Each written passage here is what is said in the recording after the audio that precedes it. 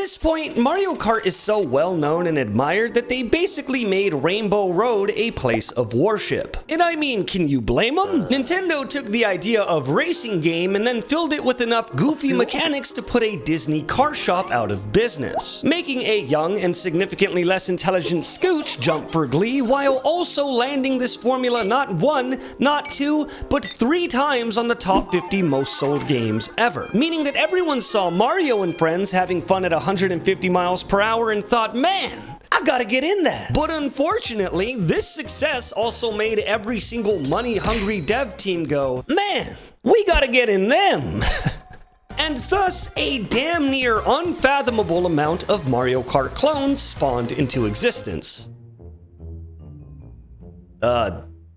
Thanks? Clones created by companies that were hoping to make a quick buck off of unsuspecting customers looking for a good time. And I'll have you know that these were quite successful, at least in my book, because I spent over $150 of my own money to review these awful, strange, and downright weird Mario Kart clones. So without further ado, let's talk about these.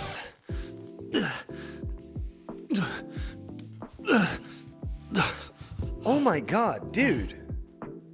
Are you alright? My body, it just collapsed. When was the last time you ate? Never. What? I've never eaten. It's too much work. Well, have you heard of Factor? What is that? Factor is a subscription-based meal service that takes the hard part out of meal prepping and cooking. They send you meals completely ready to heat and serve so you can have something delicious in minutes. But what about my macros? Why do you care? You've never eaten. I want to get jacked. Well, there's fitness and wellness options so that you could stick to your goals and focus on your gains. And there's also keto, vegetarian, vegan, calorie smart, and over 27 different meals to choose from every single week. I don't think I could eat 27 meals if I tried. Meal plans come from 4 to 18 meals a week, and you can modify your plan or skip a week if you need to. So how do I get this Factor? Use my link or go to go.factor75.com and use code POGSCOOCHOCT50 for 50% off your first box, or you can click the link in the description or scan the QR code on your phone. And most importantly, if you sign up using my link, I make money. Do you hear me in there? I need this. Thank you for the tips. I'll definitely go to go.factor75.com and use code POGSCOOCHOCT50 for 50% off of my first box. Yeah, you better. First up, we got something from Nickelodeon. Now, I loved this channel as a child because SpongeBob was on it. I'm sure if SpongeBob was teaching my physics class, I'd probably disprove Isaac Newton because I'd care so much. Now, if we could get a quick flashback to when I said this, and thus a damn near unfathomable amount of Mario Kart clones spawned into Thank you, existence. Past Scooch. Hey, you look good. Thanks? That joke is gonna be so funny like a minute ago. The reason why I said that is because Nickelodeon themselves have 6 of them. So I'm gonna limit myself to 1 Mario Kart knockoff per franchise. So let's start with Nickelodeon Kart Racers 3 Slime Speedway, because I never heard of it, and it only has 60 reviews on Steam, which is how much this game cost, so you probably never heard of it either. And at the time of this recording, it only came out 9 months ago. That's the spawn time of a human baby. Not knowing what to expect, I boot up the game, and initially I'm actually kind of impressed. There's actual voice acting, which is a lot to ask for these days. There's a decent amount of characters, customizable karts, 40 stages, and some pretty solid references. There is genuinely, how many levels is that? Like, this game looks fun, but it wasn't. As much as I genuinely want to like this game, it always feels like you're racing on grease. You fall through floors randomly, bumping into other cars just make you stop, and I'd have an easier time trying to drift in real life. I actually just got a check in the mail for being their first quality assurance tester since nobody did it before release, and would you look at that?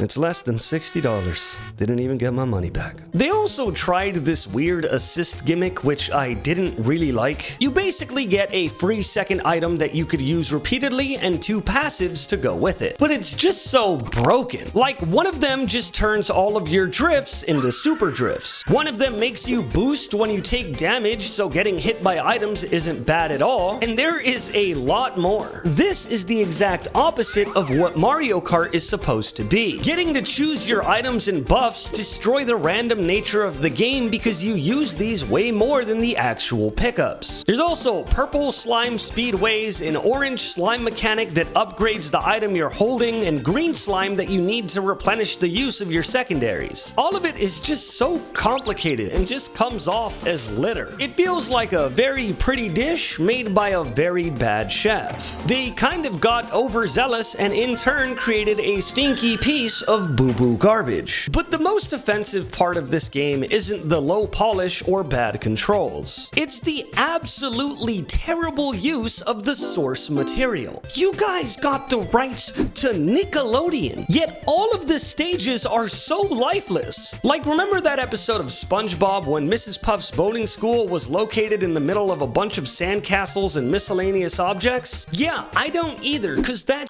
never happened. The stages are so random as well. They got certified hood classics like Ba Sing Se and Ghost Zone, alongside other historic Nickelodeon locations like the Arbuckle Farm and Hawaii.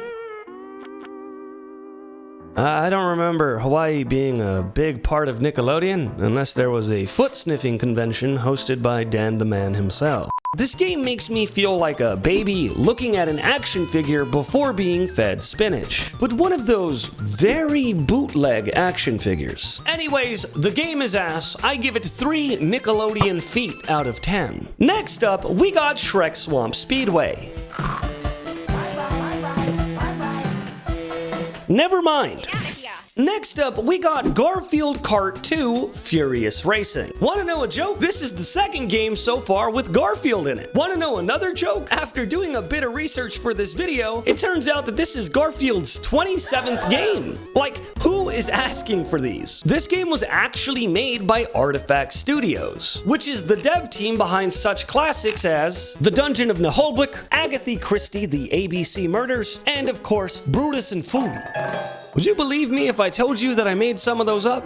Because I didn't. You what? I have very few choice words about this game. For one, it's definitely a video game. And secondly, it is a kart racer. And finally, Garfield is in it. This is the most not game I've ever played. There's no voice acting at all, which I guess is a trend for Garfield games. And secondly, none of it makes sense. I don't mean to piss off all the Garfield fans in the audience, but if it weren't for Garfield himself being on the cover of this game, it would be impossible to tell that he was in it at all. I get that the source material isn't really made for spawning creative landscapes, but these are just random assets. You know, I'm starting to believe all Garfield games weren't Garfield games at first.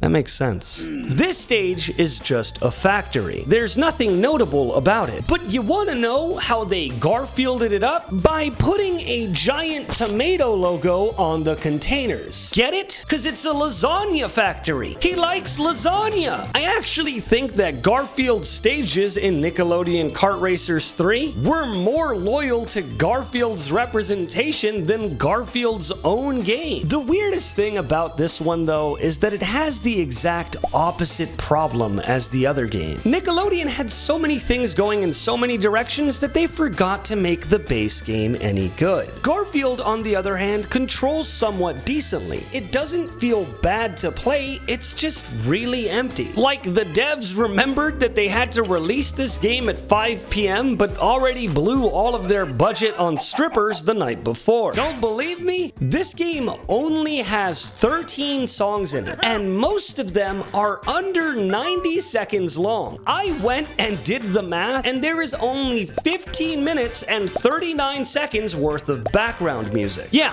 I'll take the award for the most calculated hater. Thank you very much. There is just no life in any square inch of this game. Like if this game did the Dragon Ball Fusion dance with Nickelodeon Kart Racers 3 and combined their best parts, the game wouldn't actually be bad. But no, instead of giving us a game with a whole ass, they just gave us two half asses, leaving us with a pair of left cheeks. So I give it 2.2 Garfield lasagna out of 7. Look, team, I don't expect a Garfield racing game to be any good. It's not Cyberpunk on release. I'm not getting baited and then disappointed when it sucks. I mean, it's Garfield. He could barely stand on 4 legs. I don't expect him to make a good game. Come on, do something. On top of that, children's TV has canonically had more racists than racers. So why don't we leave the racing games to the professionals? Like NASCAR. NASCAR kart racing. Now, this title is so strange that the only words I could use to describe it is NASCAR kart racing. One of the main reasons why Mario Kart is such a successful formula is because it allows the players to focus on the characters instead of the vehicles themselves. Because of this, Mario Kart games ooze personality because you're playing as Super Mario, not a Nissan Skyline. This allows the game to basically be an advertising billboard for the staples of the franchise, which is why so many companies tried to replicate it with zany and wacky characters. But what if instead of having hilarious, over-the-top cartoon mascots, we use real-life humans that exist? Yeah, why would anyone want that? I feel like the target demographic for this game is anyone who's over the age of 40 who lost a bet to a time wizard and then had their consciousness sent back into the body of a 10-year-old boy. But look, NASCAR is a pretty big deal. I'm sure if they got some of these people to voice act themselves and say some of their famous NASCAR catchphrases, they could at least cash in on the franchise's popularity. Oh, they went with random grunts. You see, when Mario goes, "Wah," that's charming, that's fun, he's a cartoon. But when Elliot Sadler goes, it makes me want to call an ambulance because I think he's having a stroke. Gameplay-wise, this one is more barren than Chernobyl. I think the game has 5 power-ups total. You can drift, but it's not really worth it because the boosting on it is non-existent, and its main gimmick is this weird 2v2 thing. Basically, you choose a partner and you generate boost when you're near them, and then you're supposed to take turns boosting to slingshot each other through the race. This mechanic is actually pretty fun and satisfying, but it's also the only redeeming thing in this game. But you want to know the worst part? A thing so bad it's irredeemable? Ads! This game has more ads than gameplay. There's ads in the menu, ads on the characters, ads on the billboards, on the racetrack. There's a power-up called Your Ad Here. And when you use it, it just makes a big ad bounce around the screen. Like, it's offensive how many ads there are in this. Grow up, NASCAR. Want a break from the ads? Maybe the problem isn't the games I'm playing. Maybe it's the medium. Not the racing, but the way that I race. I'm tired of just sitting there and holding a controller. I want to swing my arms around and feel insecure if I play it in public. So let's play something that nobody really asked for. Dash Dash World, a VR kart racer. I'm about to puke my guts up just thinking about it. I don't think any human being has ever looked at Mario getting pelted by a blue shell and went, "Man, I wish I could see what he's seeing." But I can't say that I'm not at least a bit excited, in the same way that a bomb defusal expert is excited to go to work. I'm gonna die. I want to die comfortable. As far as looks and overall vibe go, it kinda suffers the same fate that a lot of VR titles do. And it comes off as unpolished. The characters look like the very generic cartoon MapleStory chibis that we've seen in 1 billion other games, but at least it kinda works here. But now let's talk about the gameplay itself. I'm curious. On paper, nothing really separates this title from any other kart racer. You can drift, you can boost, you can use items, and basically nothing is done better, but done well enough to be passable. However, you can roll my face in dough and make monkey biscuits, because my bonobo ass was having a blast playing this in VR. Having to literally look behind you to see where everyone is, and having to physically aim your weapons was so fun. There are 2 modes of control. The beginner mode, which allows you to play this game like a standard Mario Kart, steering with the joystick and stuff. Then there's the immersive mode, where you actually have to reach out and hold a steering wheel in order to steer. And honestly, the immersive mode is kind of bad. Since you're not physically holding anything, your hands just get lost and it bugs out a lot. Plus, I'm a gamer, okay? I'm frail. After playing the immersive mode for longer than 5 minutes, my shoulders felt like linguine. The beginner mode was just a lot more fun and felt really good. But the part where this game actually shines above every other kart racer is the items. This game has a lot of them, and using them in VR is awesome. Having to literally aim your gun, swing your arm to hit them with a frying pan, throw a grenade in the right spot, it all just feels so satisfying. There's frying pans to whack people, a money gun which obscures the vision of the people you aim at, an Uzi which takes me back to my hometown in Los Angeles, and they're all used in their own specific way. Now here's the part where I have to step out of my bias and actually review this game fairly. I actually really enjoy this game, and it was a very fun time playing it for the video. I would really love to play this game with my friends, but there's one big major problem. I am a VR professional. I have thousands of hours in VR, played a bunch of different titles, and I'm just very used to the format. I can't imagine most people being able to play this game for longer than 2 minutes without needing to revisit their breakfast, if you catch my drift. VR is already nauseating enough as it is, but now you have to drive a cart, aim your weapons, and go through loops. It also only has 14 stages, which kind of stinks, but the background music and overall vibe of this game are so fun that my girlfriend practically begged me to give it a shot when she heard me playing it in the living room. It really does believe in quality over quantity, because you can tell that the devs actually cared about every single one of these stages. It also has a pretty good single player mode, which is great because this game died forever ago. Like, nobody is playing it online anymore, which is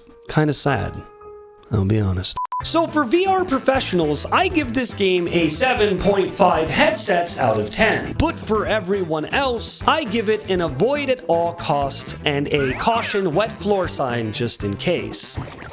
Next up, we got Disney Speedstorm. This is by far the newest game on this list. In fact, the game's not even out yet. It's in early access. I don't want to nitpick the aesthetic too badly here, but I find it weird that they went for this muted, realistic race car driver feel when Disney has the most colorful characters in the world. Like, Mickey Mouse isn't as magical when he looks like he's about to say something political. But aesthetics to the side, I'm actually shocked at how good this game is. It is a very pretty game to look at. Again, Disney is basically the owner of childlike wonder at this point, and they do not shy away from it. Pulling out remixes of famous songs, very inspired stages, and the characters actually have their own voice lines. The drifting, which you can tell I care about at this point, is very, very well done. Whenever you hold a drift, your boost charges, and once it's full, you can use it whenever you want. You could also do that weird double dash side tackle thing with the right analog stick if you want to knock your opponents off the map. And you have a jump to get around the map easier when there's changes in elevation or things to dodge. There's also 3 separate ways to use your power-up. You have your forward shot,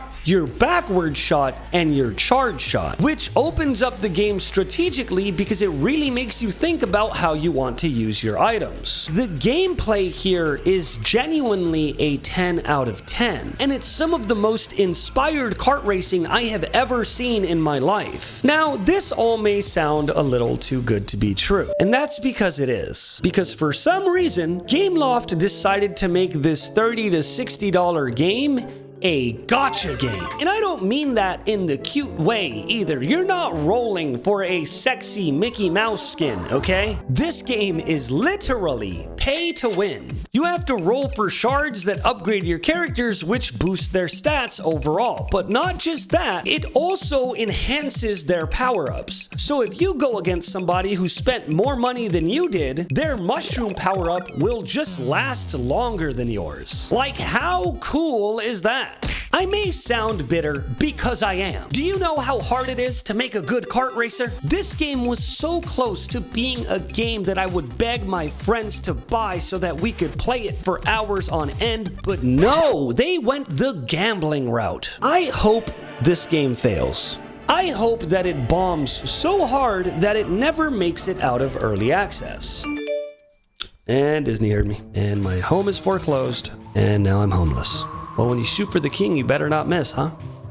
The reason why I'm being such a dick is actually backed by evidence. Whenever a shit-ass company releases a game that ends up being way too money hungry, it can go in two separate ways. Number one, the bad ending, the game dies instantly, never to be heard from again, and only profiting off of the gotcha whales who cared. And number two, the good ending. The company realizes that their audience isn't as stupid as they thought, and eventually succumb to releasing the game in its full glory without bogging it down with a ton of microtransactions. So hopefully this game doesn't do well at all. It's currently at a 77 player peak, so that's all the evidence I need. Hopefully they can release Disney Speedstorm EX with all of the content included, because I would genuinely believe that that game would be in the top 3 kart racers of all time, including the Mario Kart games. If this game bombs and re-releases with everything in it, I will give it a 9.5 Mickey Mouse heads out of 10. But in its current state, I wouldn't even give it 1 mouse ear. Now, we've been through the slimes of Nickelodeon, the royalty-free hills of Garfield, the weird and off-putting racetracks of NASCAR, the world of virtual reality, and of course, the gotcha hell of Disney. I've been surprised, shocked, disappointed, and moving so goddamn fast that my meat is about to fall off the goddamn bone. But there's one more kart racer that I absolutely have to talk about. A game that is nearly 11 years old and blew past every single expectation that I had, even if its title is a bit of a mouthful. Sega in Sonic All-Stars Racing Transformed is exactly how you're supposed to take an idea and improve upon it. It controls very well, the characters are charming, the vibe is colorful, and the stages just ooze personality and care. They also didn't try to change their characters at all to fit a vibe, because the reason these games work is because we already love the characters. I don't want to see Sonic in a sports jersey, okay? I want to see him balls out like he always is. But what's really cool is that this game added to the overall Mario Kart formula without making things too muddy. There are sections you have to fly, sections you turn into a boat, and these sections control really well, albeit a little bit differently from the normal kart mode. You can do flips in the air to give yourself a boost, and you could use the right analog stick to decide what kind of flip you want to do. All of this paired with the idea that Sega really cares about their IP makes for a lot of stages that are just an exciting homage to the source material. Like, all of the stages are very well made. I lost my the first time the map turned into Super Monkey Ball. In the Samba Studios level, the buildings are literally dancing to fit the aesthetic of the Samba game. And there are 25 tracks and 5 separate modes to play. Like, I'm just shocked at how good this game is, and I wanted to talk about it because it's is easily in my top 3 kart racers ever made. It's that good. I give this game a 9 out of 10. Well done. There's a reason why kart racers are so respected in the world of gaming. Because they are non-serious, colorful, high-speed fun that's enjoyable for all walks of life. It's crazy that this genre is 31 years old, and even now companies struggle to get a fraction of it right. But when they do, that is a masterpiece that I could see myself playing with my friends over a beer for years to come. You think that this video was weird? Here's a video where I did the exact same thing, except I played Mario Party clones instead. And the craziest thing is there's a lot of characters in this video that were in that video, so we got a lot of repeat offenders in the knockoff category. Thank you guys for watching, and you guys hear something? Is that a blue shell?